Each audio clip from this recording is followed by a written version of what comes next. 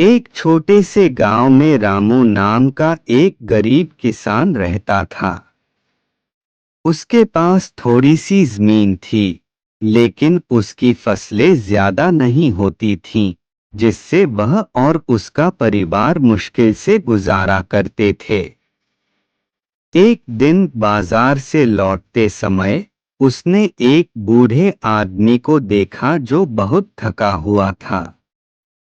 रामू ने उसकी मदद की तो बूढ़े ने उसे एक जादुई बकरी दी और कहा, यह बकरी तुम्हारी हर जरूरत पूरी करेगी। रामू उस बकरी को घर ले आया और उसने सोचा कि यह साधारण बकरी है। लेकिन जब उसने कहा, बकरी मुझे खाना दो, तो अचानक एक शानदार भोजन प्रकट हो गया।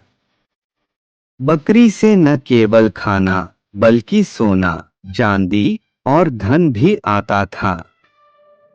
रामू का परिवार खुशी से झूम उठा और उनकी गरीबी दूर हो गई। रामू का पड़ोसी भोला रामू की अचानक आई संपत्ति को देखकर हैरान हो गया। उसे शक हुआ और उसने रामू की जासूसी शुरू कर दी। जब उसे जादुई बकरी का रहस्य पता चला तो उसकी लालच जाग उठी और उसने बकरी चुराने का मन बना लिया।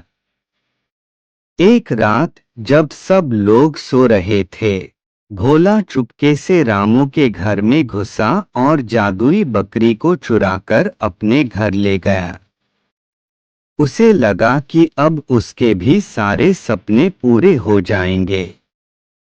लेकिन जब उसने बकरी से कहा, मुझे सोना दो, तो बकरी ने कुछ नहीं किया। भोला को नहीं पता था कि बकरी केवल ईमानदार और दयालु लोगों की ही मदद करती है।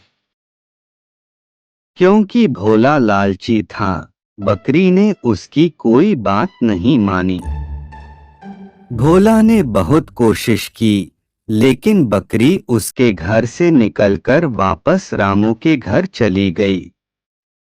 अगली सुबह रामू उठता है और देखता है कि उसकी बकरी गायब है।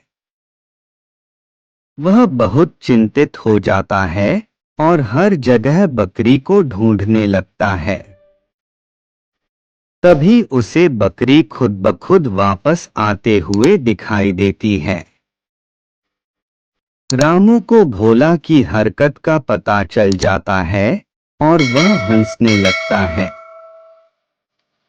भोला अपनी गलती समझ जाता है और रामू से माफी मांगता है।